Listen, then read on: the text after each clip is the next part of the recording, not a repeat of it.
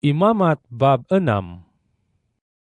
Tuhan berfirman kepada Musa, "Jika seseorang berdosa dan melakukan kemungkaran terhadap Tuhan dengan menipu sesamanya tentang sesuatu barang yang diamanahkan untuk disimpannya, atau barang yang dirompak, atau yang disita menerusi ugutan dan penganiayaan, atau dia telah menemukan barang yang hilang, lalu berbohong mengenai barang itu dan bersumpah dusta, yakni apa-apapun yang dilakukan seseorang sehingga dia berdosa atas perbuatannya itu, jadi bersalah dan berdosalah dia, maka hendaklah dia memulangkan barang yang disitanya, barang hasil pemerasannya, barang yang disimpan dengannya, atau barang hilang yang dijumpainya, atau apa-apapun yang dia bersumpah dusta atasnya.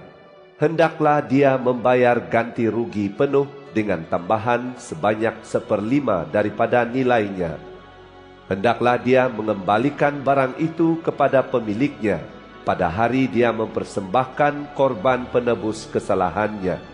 Sebagai pampasan, hendaklah dia membawa kepada Tuhan seekor domba jantan yang tidak bercacat celah daripada kawanan domba yang sudah dinilai, dan diserahkan kepada imam untuk menjadi korban penebus kesalahan.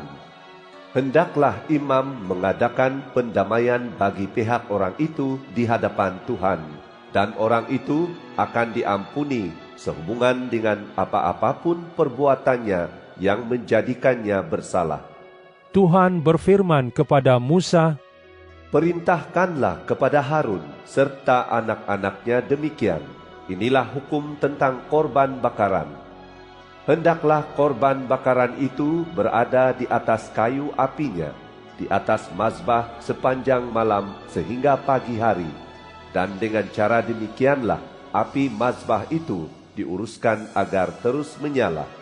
Apabila korban bakaran sudah habis dimakan api di atas mazbah, hendaklah imam mengenakan pakaian kain linennya dan mengenakan seluar pendek linennya untuk menutupi auratnya, lalu hendaklah dia mengambil abu dan meletakkannya di tepi mazbah.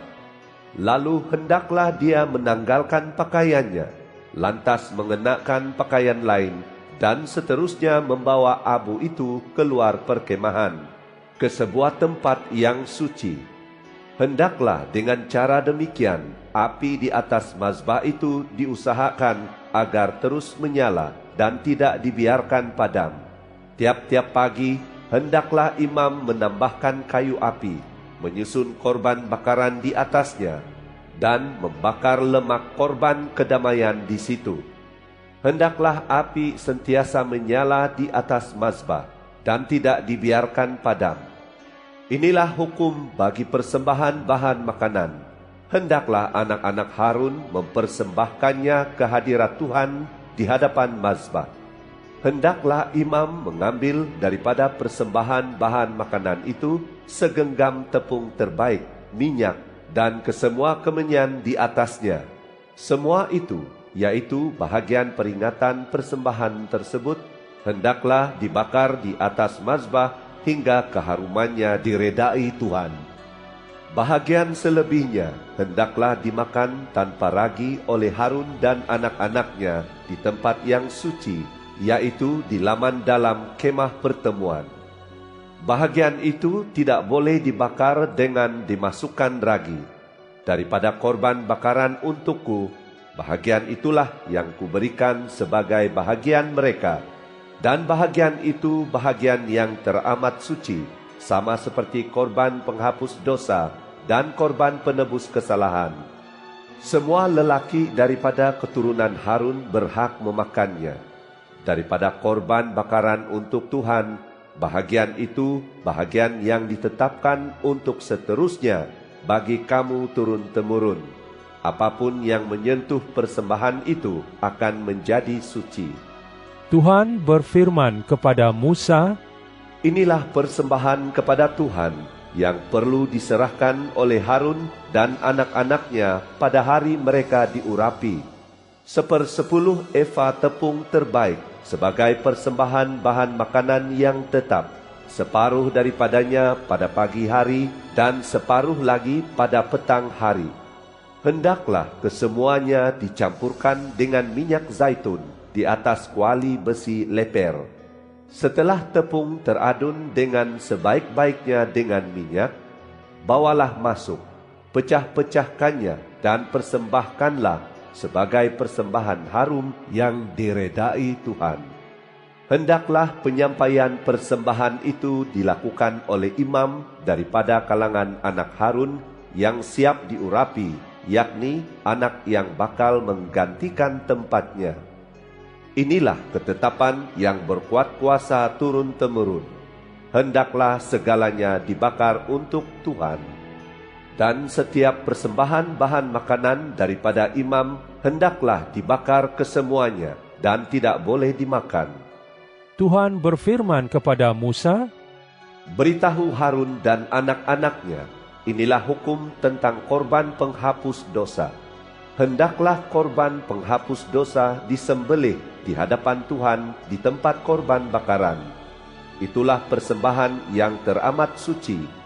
Hendaklah imam yang mempersembahkan korban penghapus dosa itu memakannya di tempat yang suci, yaitu di laman dalam kemah pertemuan. Apa-apa sahaja yang menyentuh daging korban itu akan menjadi suci. Dan kalau sebahagian daripada darahnya terpercik pada pakaian, maka hendaklah kamu membasuh pakaian tersebut di tempat yang suci. Hendaklah dipecahkan belanga tanah, tempat daging itu direbus. Jika daging itu direbus di dalam belanga gangsa, maka hendaklah belanga itu digosok dan dibilas dengan air. Semua lelaki daripada kalangan imam berhak memakan korban penghapus dosa, dan itulah persembahan yang teramat suci. Akan tetapi, setiap korban penghapus dosa yang sebahagian daripada darahnya dibawa masuk ke dalam kemah pertemuan demi mengadakan pendamaian di dalam tempat suci, tidak boleh dimakan. Hendaklah kesemua korban itu dibakar hingga habis.